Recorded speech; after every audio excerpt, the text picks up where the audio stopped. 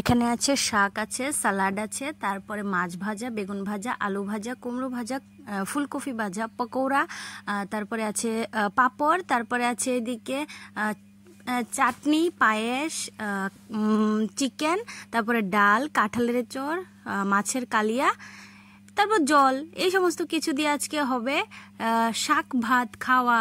আমি কি ভুল বললাম না কি? হ্যালো ফ্রেন্ডস, কেমন আছো সবাই? আশা করছি সবাই খুব ভালো আছো। আমিও খুব ভালো আছি। তো রুমা অনস চ্যানেলে তোমাদের অনেক বেশি ওয়েলকাম। আমি রুমা শুরু করতে যাচ্ছি আরেকটা নতুন ব্লগ। তো চলো, তোমাদের কিছুদিন আগের ভিডিওতে আমি আসলে বাড়িতে চলে এসেছি, এজন্য এডিট করে উঠতে পারিনি, এজন্য তোমাদের ভিডিওটা দেওয়া হচ্ছে না। যাই হোক, আমি যেটা বলছিলাম যে কিছুদিন আগে তোমরা দেখতে পেয়েছো বর্দার ঘরে অনেক আয়োজন হয়েছে। কিসের আয়োজন সেটাই চলো আজকে তোমাদের সঙ্গে শেয়ার করব। তো চলো বর্দার ঘরে যাওয়া যাক। আজকে হচ্ছে, বলেই দিই, আজকে হচ্ছে শাক ভাত অনুষ্ঠান। এই যে দেখো, তোমরা দেখতে পেয়েছিলে যে আমার সোনামণির শাক ভাত অন্নপ্রাশন গিয়েছে। তো অন্নপ্রাশনের পরে তো মামা বাড়িতে শাক ভাত খেতে হয়, তোমরা সবাই জানো। আশা করছি সবারই এই নিয়মটা আছে। তো আমাদেরও এই নিয়মটাই আছে, মামা বাড়িতে এসেই কিন্তু শাক ভাতটা খাবে। তো আমরা দেখো এখানে সব রেডি করা হয়ে গেছে, সব বর্দার ঘরে সব বর্দাই আয়োজন করেছে। আমরা শুধু অতিথি আর কি, যেটা যাকে বলে। তো এখানে দেখো বর্দা বসে গেছে, বৌদিও বসে গেছে অনসকে নিয়ে। কারণ হলো মানে বর্দা বৌদির ইচ্ছে, মানে অনসের তো শাক ভাতটা, অনস খেয়েছিল শাক ভাত, মানে আগরতলা আমার জেঠুর বাড়িতে আমার ভাই দিয়েছিল শাক ভাত, আর বর্দা তাই জন্য আর দেয়নি আর কি। তো এখন সোনামণিকে যেহেতু বর্দা আগে দিচ্ছে শাক ভাতটা, এই জন্য অনসকেও আজকে শাক ভাত খাওয়ানো হবে। তো এখানে দেখো সব কিন্তু রেডি টেডি করা হয়ে গেছে। অনেক অনেক আয়োজন ছিল গাইজ, সব আমার বৌদি নিজের হাতে রান্না করেছে, আর রান্নাগুলোও কিন্তু দুর্দান্ত হয়েছিল। দেখো 5 রকমের ভাজা, তারপর পকোড়া, তারপর শাক, তারপর পাঁপড়, তারপর সালাড, তারপর কাঁঠাল এঁচড়, তারপরে কি বলে ডাল, তারপরে একটা হয়েছিল চিকেন হয়েছিল একটা, আর একটা হাঁসের মাংস হয়েছিল। যাই হোক অনেক কিছুই হয়েছিল, চাটনি, পায়েস, মাছের কালিয়া, সবই হয়েছিল।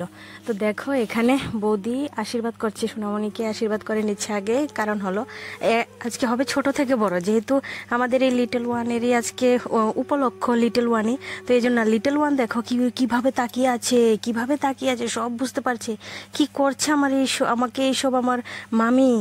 এই জন্য দেখো অনসকে আর উনিকেও দিয়ে দিয়েছে, কারণ এখানে অনস আর উনিও খেয়ে নেবে। অনস তো খেতে পারবে না, তাই জন্য উনিও খাবে, কারণ উনিকেও তো বর্দা শাক ভাত খাওয়ায়নি, এজন্য। যাই হোক, তো দেখো এখানে আগে সোনামণিকে বর্দা খাইয়ে দেবে। এখানে দেখো বর্দা খাইয়ে দিচ্ছে, সোনামণিকে আগে দিয়েছে। মানে বর্দা কি করেছিল জানো, শাক ভাত বলে না, এই জন্য ভাতটা একটু কম নিয়ে শাকটা একটু বেশি দিয়েই সোনামণিকে দিয়ে দিয়েছে। আর সোনামণির ঝাল লেগে গেছে, আর সোনামণি তো হাও মাও চিৎকার, কে দেখে সোনামণির চিৎকার, আর সোনামণির চিৎকার দেখে আর অংশ ভয় পেয়ে গেছিল, ভাবছে কিরে মামাই তো সোনামণিকে পাতা খাইয়ে দিয়েছে। অংশের কথা হলো মামাই সোনামণিকে পাতা খাইয়ে দিয়েছে, এজন্য অংশের চিৎকারটাও দেখো, সোনামণি চিৎকার করে এখান থেকে উঠে গেছে, এবার অংশ চিৎকার করে এখান থেকে উঠে যাবে। মানে যত সব হাসির কাণ্ড যাকে বলে আর কি।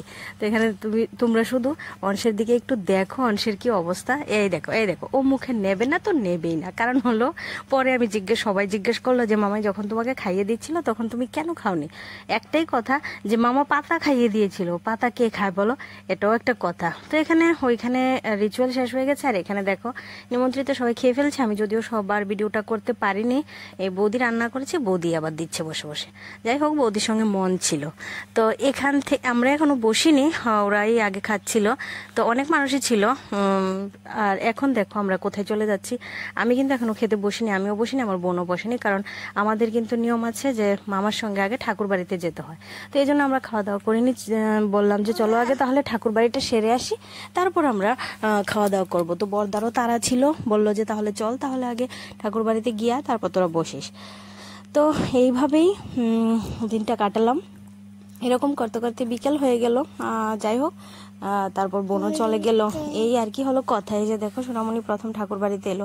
আসলে এই অনুষ্ঠানটা না অন্নপ্রাশনের দিনই হয়, কিন্তু দুর্ভাগ্যবশত তোমরা তো সবাই দেখতে পেয়েছো যে সোনামণির অন্নপ্রাশনের দিন বিকেলবেলা খুব মানে প্রচণ্ড বৃষ্টি হয়েছিল, সেজন্য ওকে বাইরে নিয়ে যাওয়া হয়নি। কারণ বৃষ্টি ভিজলেও অসুবিধা হতো, না ভিজলেও ওয়েদারটা যাচ্ছিল না, অসুবিধাই হতো।